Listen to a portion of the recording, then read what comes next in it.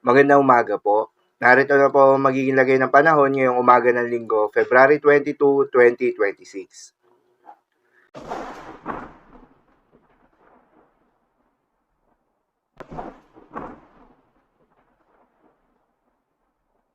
Sa kasalukuyan na tayo sa pag-asa, shear line o yung banggaan na malamig na northeast monsoon at mainit na easterlies ang patuloy na nakakaapekto sa may eastern section ng Visayas at ilang bahagi ng Mindanao.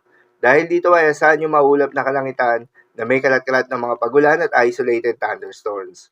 Habang northeast monsoon o hanging amihan naman, ang patuloy pa rin nakakaapekto sa malaking bahagi ng Luzon at nalalabing bahagi pa ng Visayas. Dahil dito ay asahan yung maulap na kalangitan na may kasamang mahihina hanggang sa katamtaman ng mga pag-ulan. At sa nalalabing bahagi pa nga ng ating bansa ay asahan naman yung maliwalas na panahon, subalit hindi inaalis yung tsansa ng mga panandaliang buhos ng ulan na dulot ng easterlies o yung mainit na hangin na nanggagaling sa may karagatang Pasipiko. Magandang balita naman dahil ayon sa pag-asa ay wala pa rin tayong binabantayan na low pressure area o bagyo sa loob o malapit sa Philippine Area of Responsibility na maring makaapekto sa ating bansa. Para naman sa magiging lagay ng panahon ngayong araw ng Linggo, dahil nga sa epekto nitong shear line, asahan sa Eastern Visayas, Misamis Oriental, Camiguin, Surigao del Norte at Dinagat Islands, ang maulap na kalangitan na may kalat-kalat ng mga pagulan at isolated thunderstorms. Posible ang mga pagbaha o pagguho ng lupa. Due to moderate to at times heavy rains.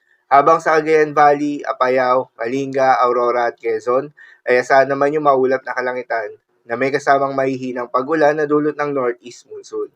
Habang sa Metro Manila, nalalabing bahagi ng Luzon at nalalabing bahagi ng Visayas ay asahan naman yung bahagyang maulap hanggang sa maulap na kalangitan na may kalat-kalat na mga mahihinang pagulan na dulot pa rin ng northeast monsoon. At sa nalalabing bahagi naman ng Mindanao ay asahan naman yung bahagyang maulap hanggang sa maulap na kalangitan na may kalat-kalat na mga pagulan o thunderstorms na dulot ng easterlies. Posible rin na mapagbaha o pagguho ng lupa during severe thunderstorms. Madalas, nabobo ang mga thunderstorms na ito tuwing hapon na gabi na nagtatagal ng 1 hanggang 2 oras. Kaya naman ingat sa mga posibleng banta ng pagbaha at pagguho ng lupa, lalong-lalo na sa mga lugar na inuulan na noong mga nakaraang araw pa. Para naman sa magiging lagay ng mga dagat baybayin, ayon sa pag-asa ay wala pa rin tayong nakataas na gale warning sa anumang seaboards ng ating bansa. Subalit iba yung pag-iingat sa mga papalaot ng mga kababayan nating mangingisda at yung may mga maliliit na sasakyan pandagat sa may eastern seaboards ng Southern Luzon, Visayas at Mindanao. Dahil inaasahan yung katamtaman hanggang sa malo na karagatan.